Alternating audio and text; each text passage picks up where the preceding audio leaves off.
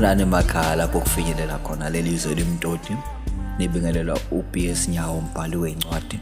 Zona ethulela isahluko sesithupha esithathwe kwidrama yesiZulu isihloko esithi Ilanga Selishonile.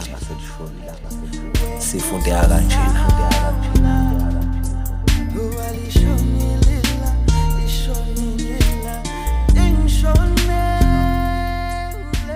Akwazi ukuthi usizwa ngubani. Kusemini uNkanyezi usuka ukofaka ama-CV emakhampanini. Uhamba nje ngezinyawo uzibona ephelelwa yithemba uma ecabanga indaba yokufuna umsebenzi. Ngoba phela sekuphele izinyanga eziyisithupha kepha lutho okuvelayo. Usefisa nanokuthola noma imuphi umsebenzi ukuze eqhube impilo. Ihlangene nosisi osebenza kwezinye zezikampani ezenza ucwaningo. Uhlangana njena nalo sisi ngoba uhamba efaka ama-CV kanti lo sisi usuka esitolo ukothenga azokudla.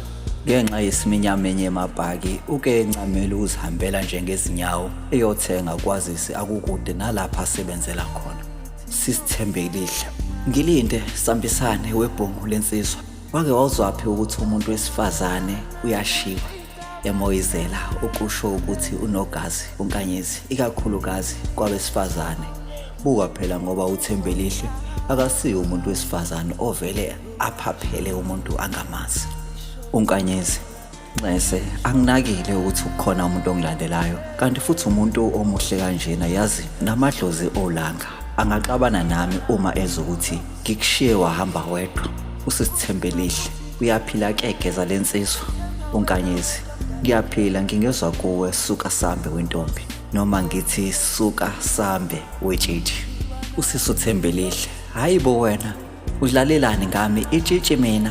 Emoyizela ubona ukuthi lamagama ayayithola indawo enhlizweni yakhe kwazise phela esikhathini samanje abantu abasenasikhathi sokuteketisana sebevele besendelane umyalezo ukuthi ngizokubona late noma ngokufonela uma sengiza. uNkanyezi Kanti awudingi ukuthi uze ube itshitshi kodwa nje uma kukade wagcina ukuthola injabulo kumuntu onobulili obuhlukile uke ubukeke njengalo. Usisuthembelihle kanti uyazi ukuthi kungcono kwakhona ukusihlalela okunokudlaleka. Abantu besilisa sebekhonze ukudlala esikhathini samanje. Sebedla bedlulele phambili uthando seluyimvela kancane uma ulithola sike sikubongele. Ngokujwayelekile uNkanyezi uyazi ukuthi kumele etoboze amabhathini maphi okuyiwona ngaleso sikhathi futhi afunekayo ukuthi amsebenzele. uNkanyezi Nakuba kunjalo kodwa asiyeke ukuthanda mhlazane sibona ukuthi singamnika ithuba lo osuke ebukeka elifanele. Usisithembelihle ukhulumisa okomuntu onesipiliyoni kwezothando. uNkanyezi Chabo anginjalo ukubona nanokuthemba umuntu ngaleso sikhathi ngenhliziyo yakho. Usisithembelihle Ngiyakuzwa manje uhamba ulibangisephi?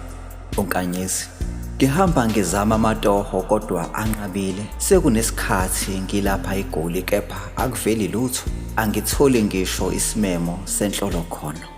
Usisithembelihle Kwakubi lokho khona abaningi abantu abangasebenzi futhi bafunde bagogoda kodwa bahlele neziqu zabo. Kodwa ke sengiyajika thatha nansi inombolo yami kamakhalekhukhwini ungifonele ntambama sixoxe. uNkanyezi Esho yifaka kumakhalekhukhwini wakhe ebonga kakhulu behlukane. Usisithembelihle endleleni edla amathambo emqondo.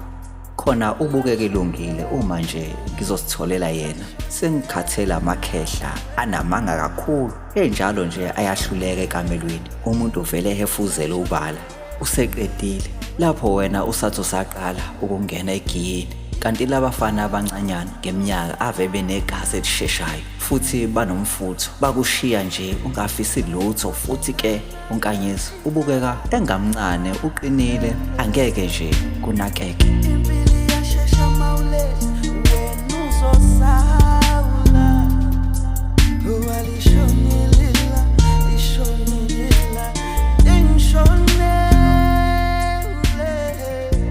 Siyabonga balaleli ngokuthi nithamele lesahluko sesithupha. Igama lami uBS Nyawo. Benginethulela idrama yesiZulu esihloko sithi Ilanga Selishonile. Uma ufuna ikhophi bengicela uxhumane nami ku-WhatsApp noma ungifonele kule namba ethi 079 750 3383. Ngiphinde 079 750 3383. Besicela ukuthi nithame esilandelayo kokuzayo. Siyathokoza ithuba. Iba nami kulomsuzu kunzima futhi kubuhlungu ngethemba wena wedwa mdali kule tuthu osuleli phezulu iba nami kulomsuzu